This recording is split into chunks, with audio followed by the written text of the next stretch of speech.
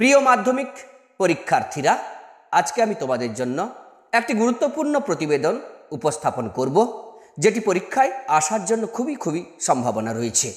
অবশ্যই তোমরা শুনবে আর শেয়ারের মধ্য দিয়ে বন্ধুদের শুনতে সাহায্য করে দেবে। শুরু করছি আমি।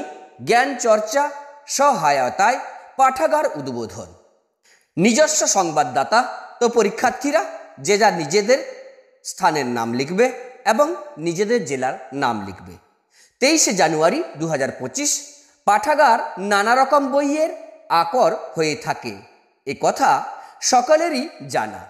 তাই তো জ্ঞান পিপাসু মানুষেরা চায় একটি উৎকৃষ্ট মানের পাঠাগার, কিন্তু না থাকার জন্য তারা দীর্ঘদিন ধরে সরকার কর্তৃপক্ষের কাছে আবেদন জানিয়ে আসছে। তাই তো এলাকার জ্ঞান পিপাসু মানুষদের জ্ঞান পিপাসা মেটানোর এবং সাধারণ মানুষজনের দীর্ঘদিনের দাবি পূরণের জন্য আমাদের প্রত্যন্ত এলাকায় অর্থাৎ কেশরম্বা বিদ্যাসাগর বিদ্যাভবন অর্থাৎ পরীক্ষার্থীরা যে যার নিজেদের স্কুলের নাম লিখবে একটি উৎকৃষ্ট মানের পাঠাগার প্রতিষ্ঠিত হলো। গত 23 জানুয়ারি এই গ্রন্থাগার উদ্বোধন করেন বিশিষ্ট সাহিত্যিক নির্মলেন্দু গুণ। উপস্থিত ছিলেন জেলা শাসক, বিডিও, প্রধানসহ পঞ্চায়েত সদস্যগণ। এছাড়া আরও রয়েছেন বিশিষ্ট সাহিত্যিকগণ। উপস্থিত ছিলেন স্কুলের শিক্ষক শিক্ষিকা ও ছাত্রছাত্রীবৃন্দ। আপাতত গল্প, উপন্যাস, প্রবন্ধ সব মিলিয়ে প্রায় 1,500 বই এখানে স্থান পেয়েছে। স্থানীয় বিশিষ্ট ব্যক্তিরাও নিজস্ব সংগ্রহের বই গ্রন্থাগারে দান করেছেন।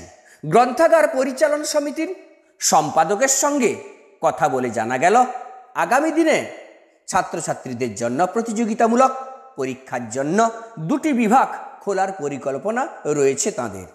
এছাড়া গ্রন্থাগারের সদস্যদের দ্বারা একটি দেওয়াল পত্রিকা নিয়মিতভাবে প্রকাশ করা হবে। উদ্বোধনী অনুষ্ঠানে সাহিত্যিক নির্মলেন্দু গুণ আশা প্রকাশ করেন যে এলাকার মানুষের শিক্ষা ও চেতনার মান উন্নয়নে এই গ্রন্থাগার বিশেষ ভূমিকা নেবে।